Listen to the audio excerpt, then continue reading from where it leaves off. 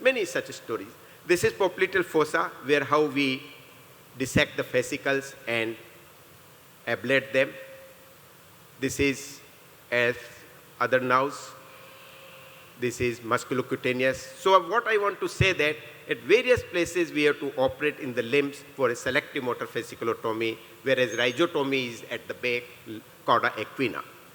Stimulation, long ago, just a simple stimulator, we had it, and we started performing the surgeries. Initially rhizotomy, but then afterwards we went with the upper limb because that was also very challenging. Rhizotomy was only for the lower limb. Under anesthesia without muscle relaxant examination, then whatever you have seen clinically harmful, you then start working on that. And that is what per-operative stimulation, you have to see that what was harmful pre-operatively in your clinic, and that is particularly ablated. One most important thing which I want to convey to the neurosurgeons at least, that the surgery is simple, but selection is most difficult. And based on that, how much to cut is another thing which we have to learn. Clinico-peroperative ablation, that is what? This is the pronation. So each and every muscle close to the muscle, the nerve fascicles, the branches are stimulated, and then we check these things. So this is just a glimpse to you that how this particular surgery is performed and how precisely it becomes, and surgery is not difficult, selection is the most important part.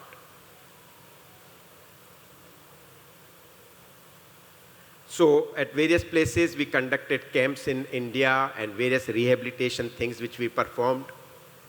And now comes 1999 to 2009, where botulinum toxin, intrathecal baclofen, and then we thought that the Indian Family of Cerebral Palsy is not enough, go for an Indian Academy of Cerebral Palsy. So we, after a decade of IACP was developed, and now regularly we have our annual conferences in that one. The idea was that the families were going to the professionals, whether Ayush or allopathy. The problem was that everybody was telling that, yes, we will make your child to run. And they were running from pillar to post, the families with that handicapped child. So these stories of the camps stimulated us that we should now develop such a platform where all kinds of the allopathy and the complementary medicine come on the stage and present their data so that scientifically in this country we can develop the perfect management, including indigenous also, and that was the idea with which ISCP was developed in 2004. So what is important that if what kind of rice you have, you will say that mine is best. But if you have learned most of the kinds of the therapies, interventions, then you will be able to balance, you will not be preoccupied with what you know. So the thing was happening that professionals were biased with what they know, and the families were confused what is best for their child. That is what we tried to solve the problem with the ISCP also. So by that time, I wrote Cerebral Palsy, Pehla Vijay Kadam, a book which is in Hindi and many books and titles in English. Then wrote a Haso, Hasao or Jano. And then my medical time when I was doing MS, wrote the poems, and a few later on, Atankes Chorpar. All of them by this time we published. So it has right brain as well as left brain. My right brain was dominating all the time, but then right brain was motivating the left brain to go ahead in the field of science and develop as much as you can develop families as well as the professionals to bring the awareness in them. Then came another tsunami in my life. Wife had a road traffic accident. Who is responsible? Is it available in the YouTube? So this was in front of the our hospital, the accident by a two-wheeler in this traffic, and then this is what she had an injury. Initially, we were happy, but 6 hours protocol, we found that she has so much bleeding everywhere, and then we operated. My colleagues with me said that, sir, you wait, we will do the best possible. But in the midnight, my legs did not stop. How I went, how I started doing surgery on my wife's head.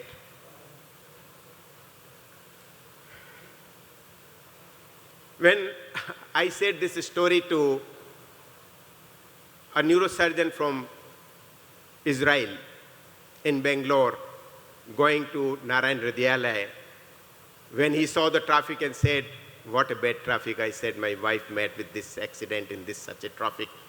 Oh, then I have to operate on her. I operated on her. Right and left brain, both poised way, asking in between my people that this next step. I am not with the emotional one, balanced one. And my team was telling, and then we were progressing. He said, Dr. Purohit, you have done great, but you know, I have done more greater than you. I said, what is more greater than me you have done? He said that I operated on my mother-in-law. I said, operating on mother-in-law is really much more difficult than operating on your own wife. He said, not once, twice. I said, complication, no complication. Once on head, another time on spine. That the way the thing go in life of all of us. But she recovered so well. The YouTube, the story is available there. And I'm lucky, the blessings, the prayers, so many things happened during this time. She had facial palsy, CSF flow from the ear, became blind. What a time, you can understand the journey of ours. But now I'm happy that after retirement, these children and those my children, grandchildren, what a wonderful life.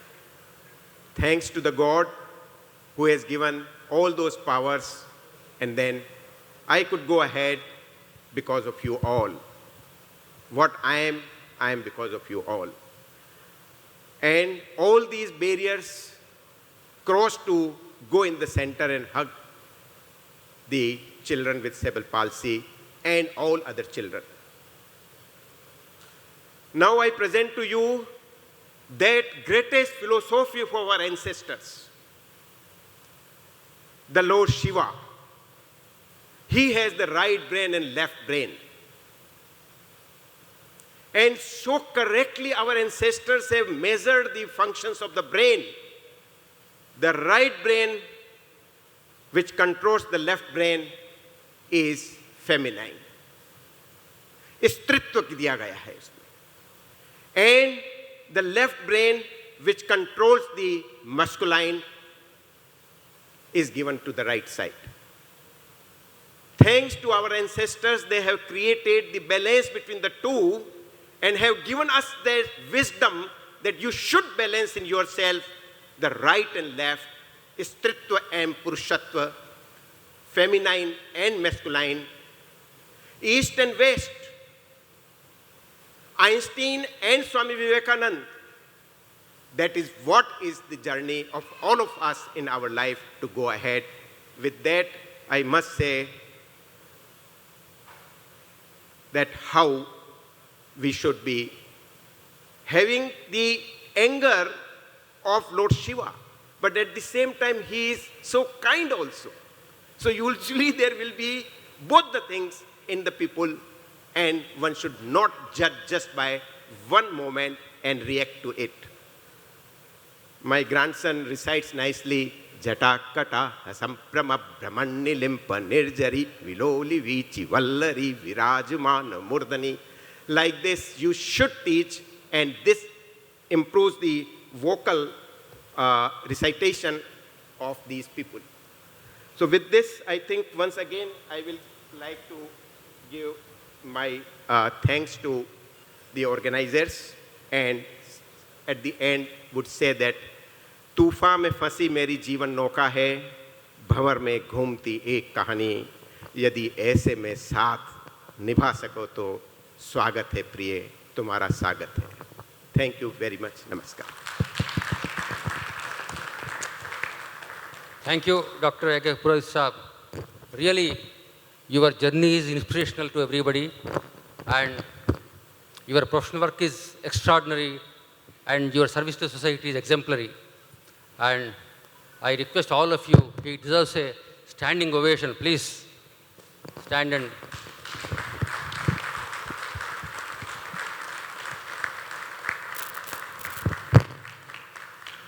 thank you. Thank you very much, sir.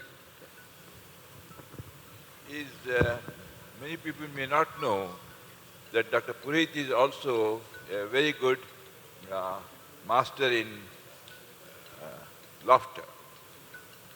Can you just give one of your things on this auspicious time?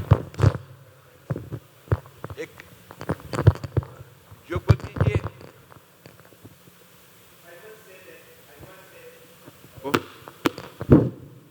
Sir has always encouraged me to say the jokes, but at the same time, he taught how to be serious. And the training of 3 months in Nimhans also gave me a lot of insight that excuses make you weak. I will never forget, sir, that you're saying. Excuses make you weak. And when you go, you touch the patient. And in a touching, how the calf muscles, one young girl died of the pulmonary thromboembolism. And since then, I also made a point that we should definitely, during the rounds, do these things. As far as joke is concerned, definitely after this such a serious talk, it is